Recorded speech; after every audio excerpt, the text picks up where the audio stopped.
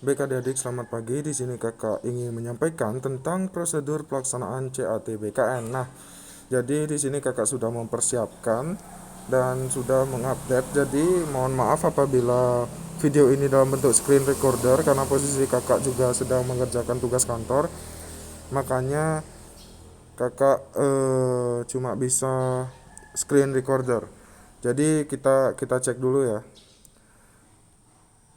Nah, jadi ini kakak sudah mendapatkan informasinya terkait dengan prosedur pelaksanaan CAT SKD.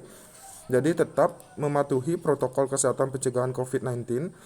Dan di sini kakak akan menjelaskan yang pertama dulu. Jadi agak ribet ya sistemnya, tapi memang posisi ya memang harus seperti ini.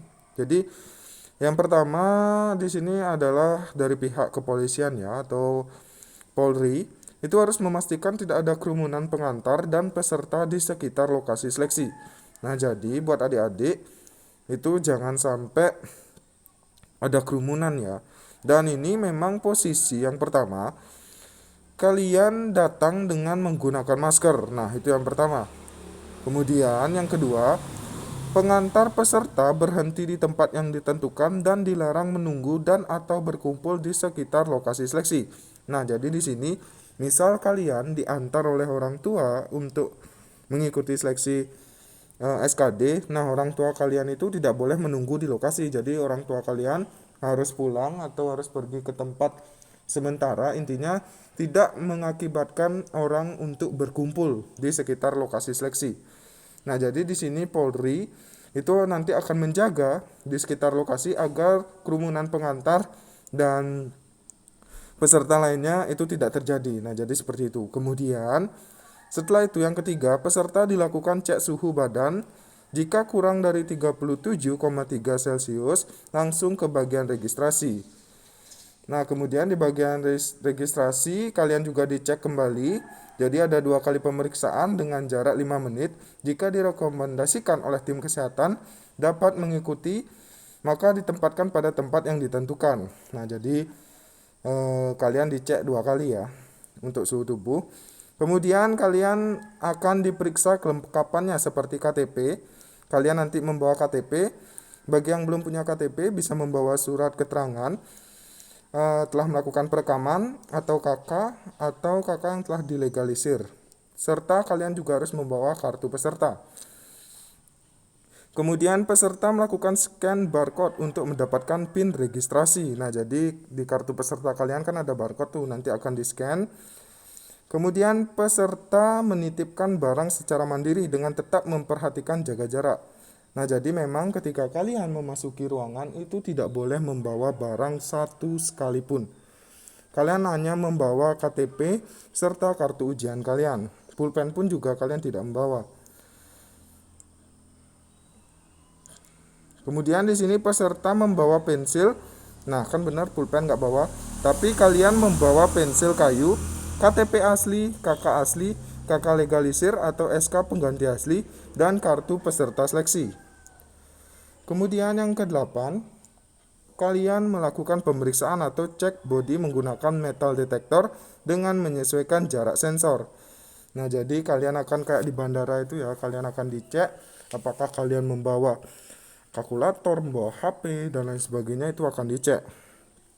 Nah, kemudian petugas menyemprotkan hand sanitizer kepada peserta sebelum memasuki ruang steril.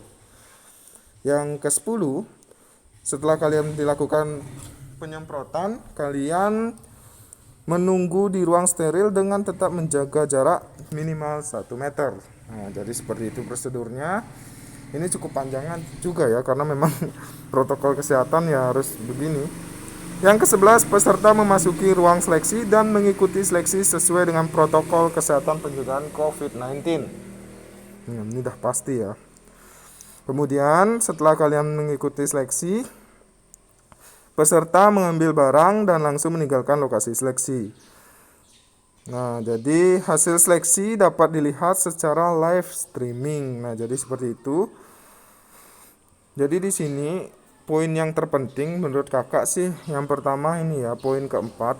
Yang pasti untuk poin 1, 2, 3 itu harus kalian sendiri sebelum kalian datang ke lokasi seleksi. Diharapkan sih kalian mengecek tubuh kalian dulu gitu loh. Misal nih kalian tes jam 8 pagi, jam 6 tuh kalian udah nyampe di lokasi tes. Kalian ya pribadi aja dulu mengecek suhu tubuh. Jangan sampai di sana kalian ketahuan suhu tubuhnya lebih dari 37,3 derajat Celcius.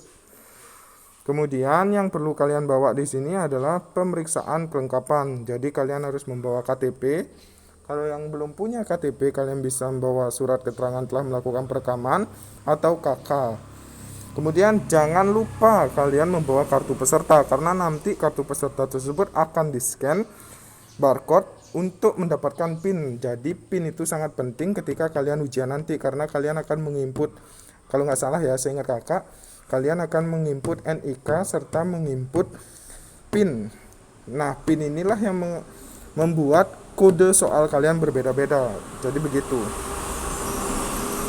Nah, pas ini juga kakak akan tekankan, pas kalian memasuki ruangan, jangan sampai kalian membawa alat sekalipun. Maksudnya seperti kalkulator, HP, dan lain sebagainya. Itu nanti kalian kena didiskualifikasi. Karena di sini pengecekannya cukup ketat ya. Jangan sampai kalian nanti membawa barang-barang yang tidak diperbolehkan untuk mengikuti ujian SKD. Kemudian ketika kalian memasuki ruangan dan mengikuti seleksi, kakak harapkan kalian juga jangan sampai panik. Ketika kalian panik, semua yang kalian pelajari dan semua yang kalian latihkan selama ini akan hilang sia-sia. Jangan sampai kalian panik dan membuat kalian gugur sendiri. Jadi seperti itu. Kemudian setelah kalian mengikuti seleksi, kalian dapat melihat hasil seleksi secara live streaming. Nah, biasanya sih ketika kalian selesai ujian itu nilai langsung keluar, makanya kalian bisa melihatnya secara langsung. Nah, jadi seperti itu prosedur pelaksanaan CAT BKN dengan protokol kesehatan pencegahan COVID-19. Jangan lupa saran-saran kakak yang telah kakak tekankan tadi, jangan sampai ketinggalan karena ini sangat penting. Dan jangan sampai kalian gugur sebelum berperang. So ya, mungkin itu aja yang dapat kakak sampaikan pada video kali ini. Semoga kalian benar-benar mengerti. Apabila kalian mengerti, silakan komen paham di bawah.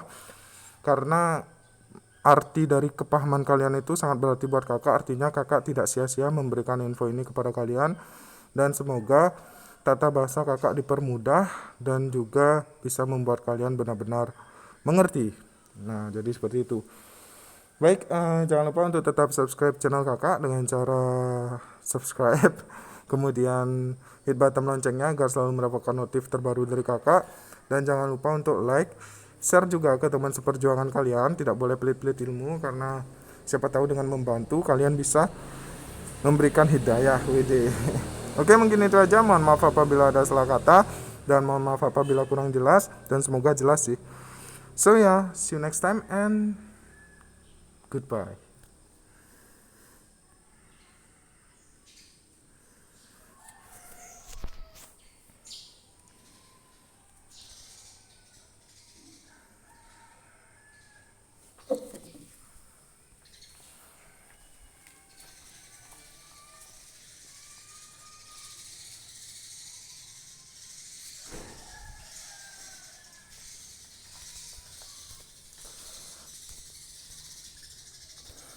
Baik, jangan lupa bagi kalian yang ingin membeli buku Sukses Pencatar, kalian bisa cek melalui Shopee, nama tokonya ini Dewa Gede Tantara.